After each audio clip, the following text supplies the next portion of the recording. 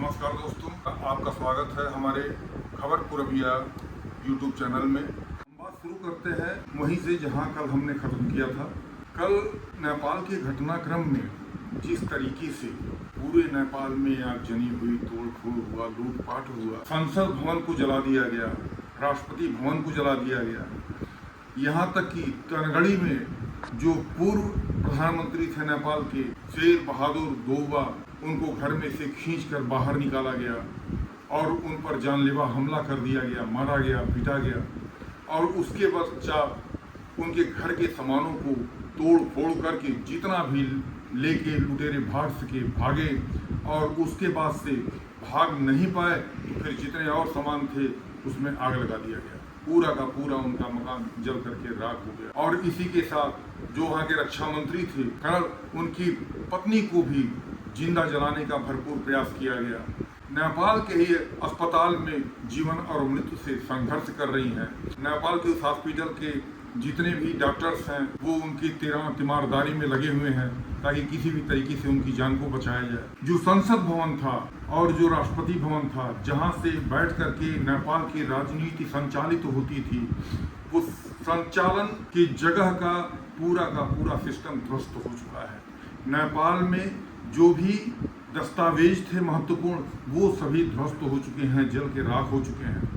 नेपाल की तमाम सरकारी वाहने वो भी जल के राख कर दिया गया है। जैसा कि आपको हमने कल बताया था, जब भीड़ इकट्ठा हुआ तो उसमें से 22 नागरिकों को 20 नागरिकों को वहाँ की सेना द्वारा या सरकार द्वारा मार दिया गया। इसकी वजह से हालात उग्र हो गए, और इतने उग्र हो गए कि फिर वह संसद भवन को, राष्ट्रपति भवन को हर जगह उन्होंने आग लगा दिया, सरकारी संपत्तियों को जला करके राख कर दिया। जो वहाँ के पूर्व प्रधानमंत्री थे, रक्षा मंत्री थे, उनको भी सड़क पर खींच के मारा। हालात यह है, अब आने वाले समय में वहाँ कोई भी सरकार नहीं है। वहाँ कर्फ्यू लगा दिया गया, सेना का फ्लैग मार्च चल रहा है, लेकिन वहाँ कल शुक्रवार के सुबह 10 बजे तक का कर्फ्यू का ऐलान कर दिया गया। पूरे नेपाल में सेना का फ्लैग मार्च चल रहा है। अब नेपाल में अंतरिम सरकार चुनने के लिए वहाँ की मिलिट्री शासन ने बालेन शाह को मिलिट्री कार्यालय पर आमंत्रित किया है कि आप आए और आपके निर्देशन में यह तय किया जाए कि अगला प्रधानमंत्री कौन होगा। जो बात उभर कर सामने आ रही है उसमें एक नाम बहुत तेजी से उभर के सामने आया है, और वह है सुशीला कार्की। लेकिन मित्रों, क्या सुशीला कार्की तैयार होंगी प्रधानमंत्री बनने के लिए, या बालेन शाह के नाम पर मुहर लगेगी? अभी ये सस्पेंस है। मीटिंग के दौरान जो चीजें उभर के सामने आ रही हैं उसमें ये हो रहा है कि सुशीला कार्की अंतरिम सरकार की प्रधानमंत्री बनेंगी। सुशीला कार्की का नाम इसलिए भी हाईलाइट हो रहा है क्योंकि वहाँ जो जनजी के सबसे प्रिय नेताओं में से सुशीला कार्की है, क्योंकि वो भ्रष्टाचार पर हमेशा अंकुश लगाए रही है, ऐतिहासिक फैसलों को उन्होंने दिया है, और इसलिए वह सबकी प्रिय है। इसलिए जनजी यही चाहती है कि अंतरिम सरकार का गठन सुशीला कार्की के निर्देशन में संपन्न। हम आपको बताते हैं सुशीला कार्की कौन है। नेपाल की चीफ जस्टिस रही है, और सुशीला कार्की नेपाल की पहली महिला चीफ जस्टिस रही हैं। सुशीला कार्की का जन्म 7 जून 1952 नेपाल के विराट नगर में हुआ।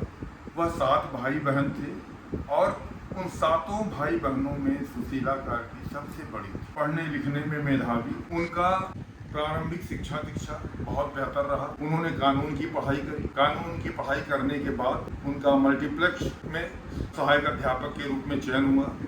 चयन होने के बाद से उनको चीफ सुप्रीम कोर्ट का अस्थायी जज नियुक्त किया गया। 2016 में उनको जो है अस्थायी जज बनाया गया। वह भ्रष्टाचार को लेकर के बहुत मुखर थी और आज भी हैं। उनकी पढ़ाई के दरमियान उनकी प्रारंभिक शिक्षा में कुछ शिक्षा जो है वाराणसी की काशी में भी हुई है, जहां उनकी मुलाकात एक व्यक्ति से हुई जो कि वह नेपाली कांग्रेस के चर्चित नेता थे, और उन्हीं के साथ बाद में चल करके उनकी शादी हुई। और उनका नाम दुर्गा प्रसाद सुवेदी। दुर्गा प्रसाद सुवेदी का भी राजनीति में कांग्रेस की तरफ से अच्छा वर्चस्व था, और इस तरीके से भ्रष्टाचार पर नकल करने के लिए उन्होंने बहुत से ऐतिहासिक फैसले किए जब वो चीफ जस्टिस थी, और उनका नेपाल के विकास में भी बहुत योगदान था। उनके विपक्षी पार्टियों द्वारा उनके लिए महाभियोग प्रस्ताव लाया गया ताकि उनको किसी भी तरीके से चीफ जस्टिस के पद से हटा दिया जाए, लेकिन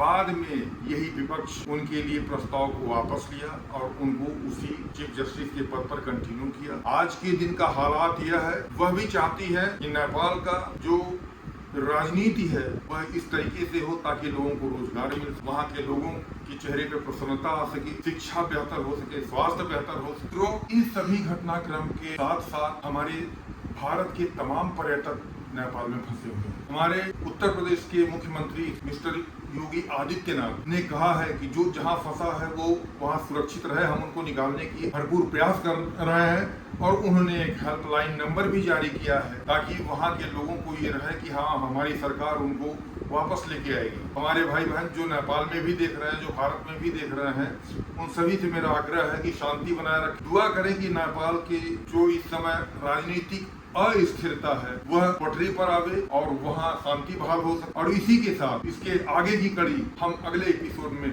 आपसे फिर मिलते हैं। आप वीडियो पर बने रहें। इस वीडियो को यदि आपको अच्छा लगता है तो कृपया लाइक करें, सब्सक्राइब करें और अपना ढेर सारा प्यार आप अपने खबर पूरबिया चैनल को देते रहें। नमस्कार।